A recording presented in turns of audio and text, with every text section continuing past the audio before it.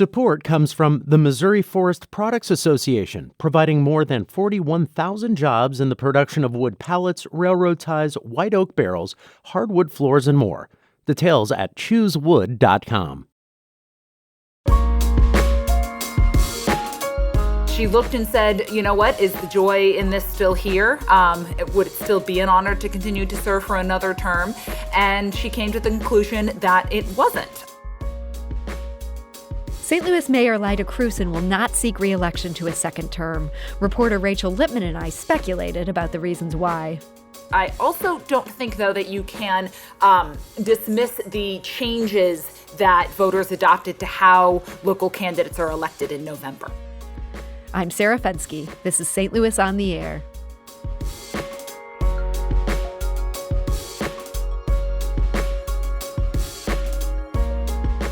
St. Louis Mayor Lyda Krewson broke some big news yesterday. At a press conference, the city's first female mayor announced she would not seek re-election this coming spring. So after a lot of thinking and a lot of discussion with my family, I have decided to retire in April and not file to run for re-election this coming Monday. I've spent 23 years as an elected official in the city. Serving as mayor during these past 4 years has been far and away the biggest honor of my life. And Mayor Lyda Krewson suggested that despite all the challenges in recent months, the city is on the right track. The momentum that we had before COVID is not gone.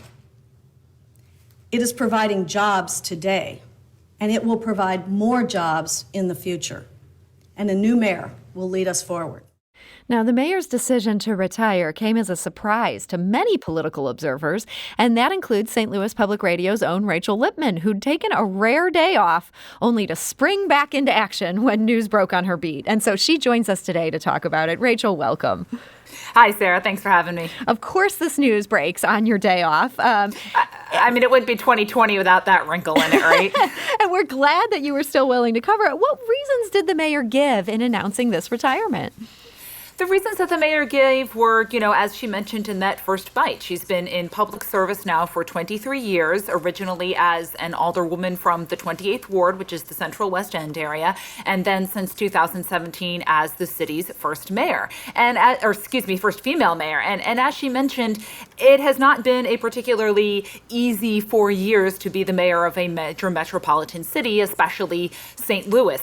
Just a few months after she took office, there was a verdict in the Jason Stockley case. He was a former St. Louis Metropolitan Police officer who was acquitted of murder for the shooting death of a man in a traffic stop. This had been a case that had started in her predecessor's watch, but the not guilty verdict came down while she was mayor. That set off a round of protests.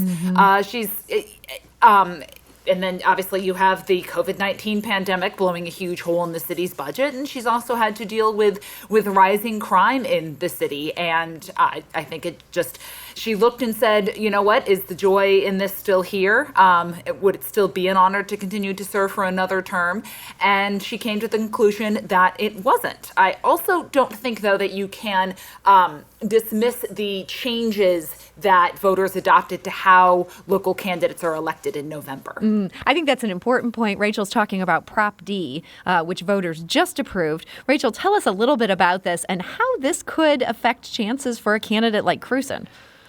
Proposition D essentially upended the way that the city will elect its local offices. So that's mayor, comptroller, board president, and alderman. It's a top-to approval voting system now, nonpartisan as well. So candidates have to get signatures to get on the ballot. And then it's essentially a jungle primary in March. Everyone runs against each other. But the twist is that you can vote for as many candidates as you would like. And then the top two go to a runoff in April. And, watchers will remember that Krewson was elected by a very, very narrow margin with less than 40% of the vote in 2017. She cannot count on relying on that sort of narrow path that she carved out for herself. You can assume that she probably would have been one of the candidates in the top two, maybe not. But it means that she would have had to have found a way to build a broader coalition than she had been able to to get in and prove that she could get in that primary election. And she may have just decided that the path to victory in a true citywide race in April against another nonpartisan candidate wasn't there. And it's interesting. It's largely allies of Treasurer Tashara Jones, who Mayor Krewson narrowly beat 4 years ago. It was largely her allies that got Prop D pushed forward and got this thing approved. Does this make her the heir apparent? It depends. It depends on who gets into this mayor's race now. There are 4 individuals who have active mayoral campaign candidates. Tashara Jones is one of them. Alderwoman Kara Spencer from the 20th Ward is the second.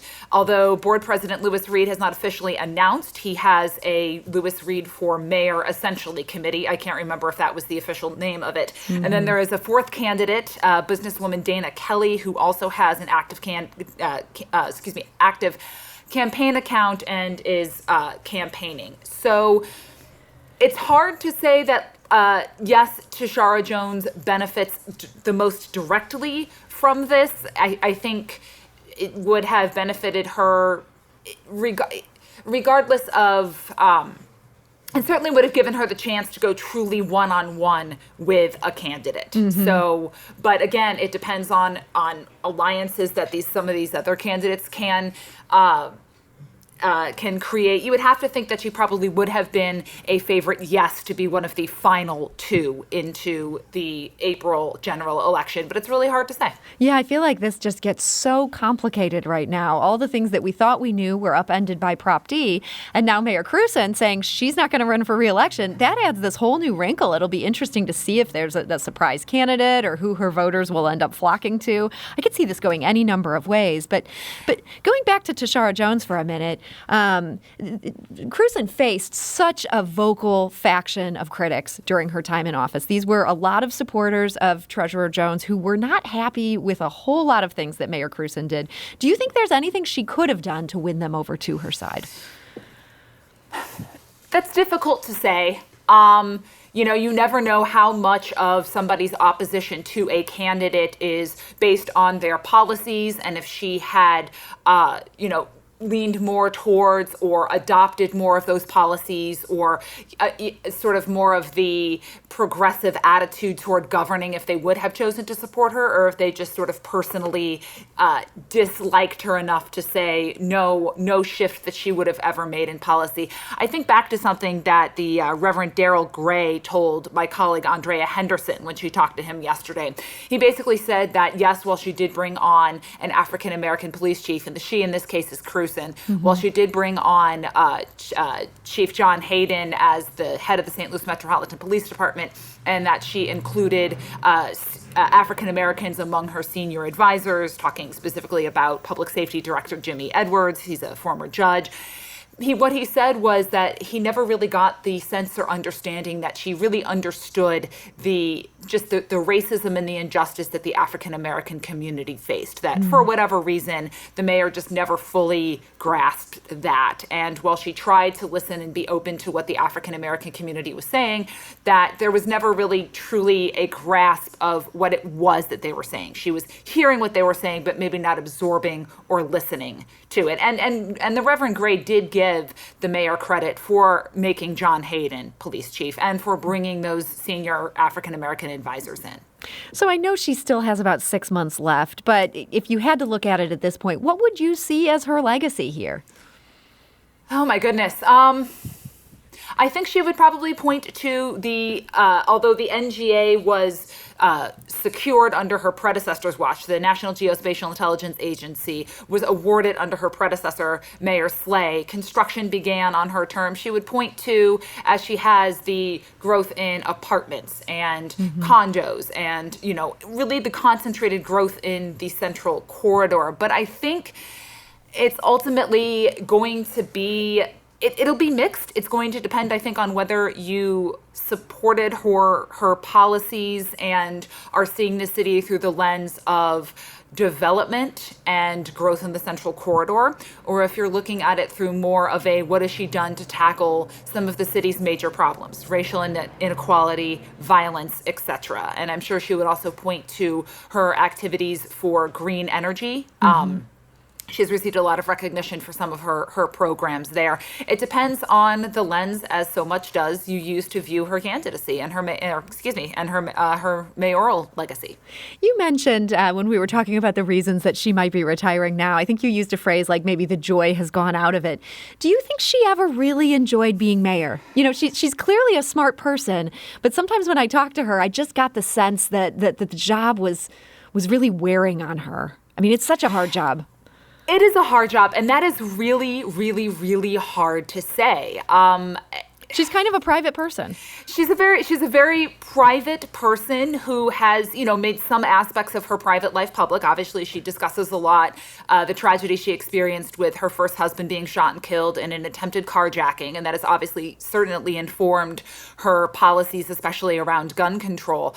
But when she ran in 2017, I sat and wondered why you would give up the position that she had. She was the chief financial officer for one of the big architecture destination design firms, PGAV, in the area.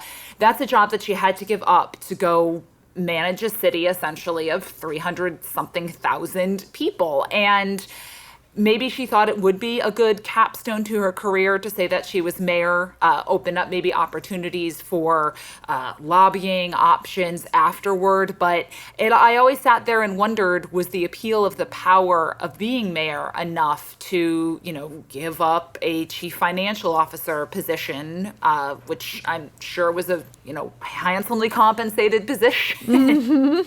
Yeah, it's interesting. I mean, man, that mayor's job is just a tough job. But as we see, there's plenty of people who are now stepping up and want to do this.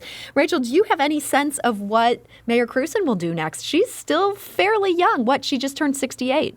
Yes, she just turned 68 under some pressure from a reporter at the press conference yesterday. She did reveal her age. Poor thing. It's a hard job. It is a very, very, very hard job. I don't know what she's going to do next. I mean, she is at the age where she could retire, spend time with, I don't know if either of her two children have grandchildren, but I'm sure there are board positions that would be available at local corporations for someone like her and with her connections into City Hall. She does still have 6 more months of her term left. She will have to continue to lead or direct the city's response to the coronavirus. She'll have to continue as part of the Board of Estimate and Apportionment to handle any of the budget fallout from that.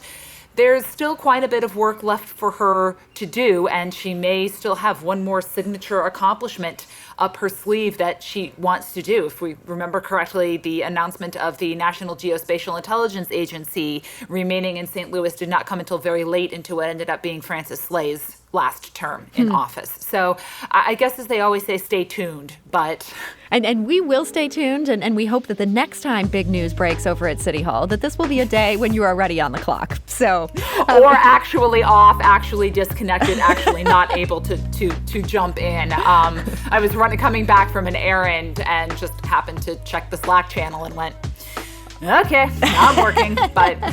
Well, we appreciate you doing that, and we do appreciate all the insight you've shared today. So, St. Louis Public Radio reporter Rachel Lippman, thank you for joining us today. As always, a pleasure, Sarah. Do you find yourself regularly listening to episodes of St. Louis on the Air? Suggest us to a friend you think might enjoy our conversations, and leave us a review and rating on Apple Podcasts on the App Store. It's the simplest way to help people discover our show. Thank you.